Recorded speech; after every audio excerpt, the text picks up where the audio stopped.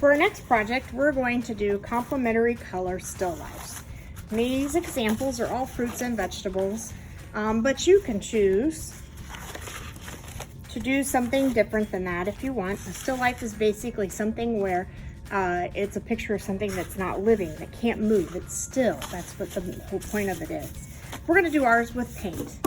After we've done some brainstorming and we are ready to come up with our ideas, we're going to do some sketches. So you're just gonna sketch some different ideas of what you want your still life to do. Do you wanna do the still life with the fruit and vegetables, or do you wanna have other items like bicycle parts in it? It's up to you. While you're doing your thumbnail sketches, practice letting items be in front or behind of others. And a simple way to do that is to just overlap.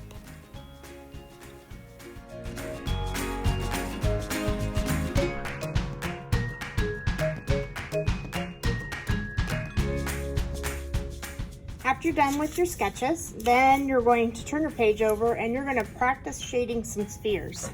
And I'll give you just a quick rundown of that. We may have done this already in 5th grade.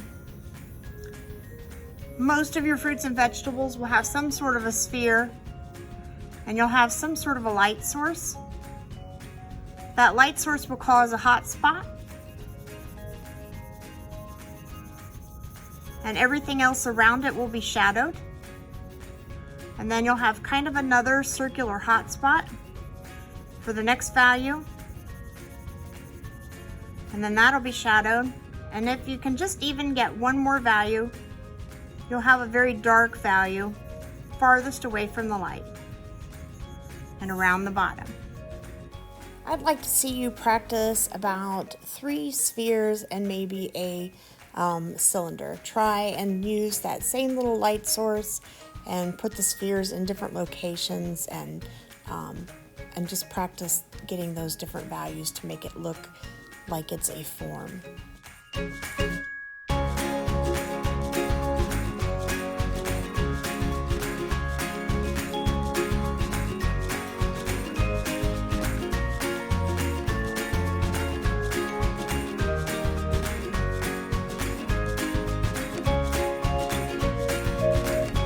And the last thing I want you to practice before we start our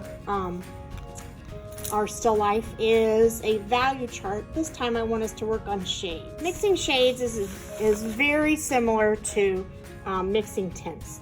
The only thing is different is you gradually add black to your color instead of adding your color to black. You'll notice that it's quite a bit less black and blue in my tray for this one.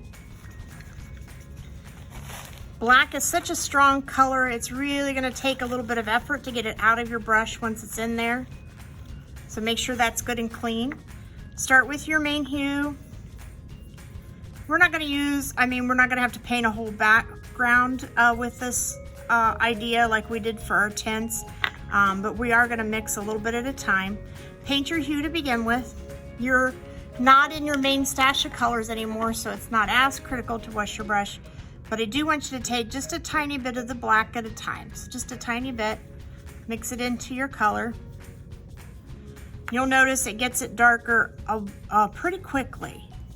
A couple brushes of that, you're gonna take a tiny bit more of your dark and mix it into your color.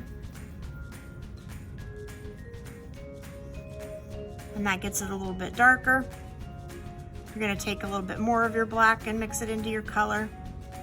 It is more difficult to get a wider range of shades than it is to get a wider range of tints, just because black really overpowers that color quickly. So you might get 1, 2, 3, 4, 5 good different shades. And then if your brush is clean, your 6th shade would be just your straight black. And that's really it for your practicing mixing shades, and that gets you kind of ready for doing your still lifes.